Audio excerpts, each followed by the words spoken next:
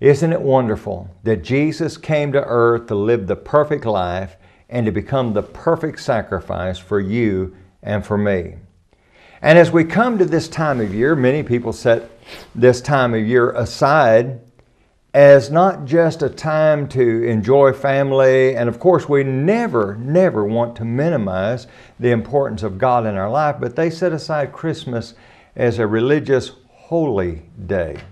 But what does the Bible say about Christmas? That's what we're talking about this week. More significantly, we're calling this the Birth of Jesus quiz. So let's ask a question here. And we've been starting with a fairly easy question. And this one would be, Joseph was A, a carpenter, B, a doctor, C, a fisherman.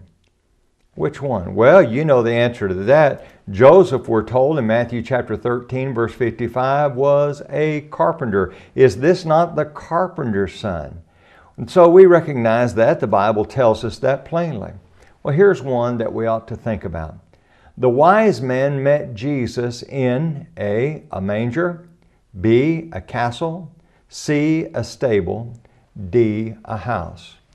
Now, you know, people set up their little nativity scenes and they have the wise men coming to the stable to see Jesus. So which one was it?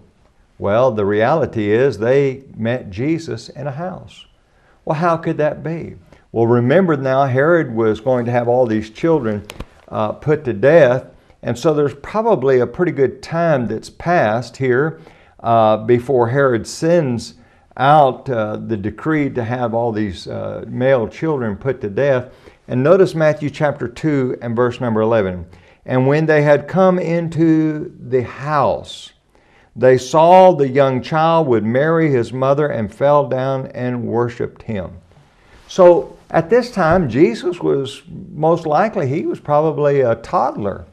And the whole scene, the whole nativity scene that people set up in their front yards, or they have little figurines that they set up in the house somewhere, that's a concept that's really foreign to the Bible.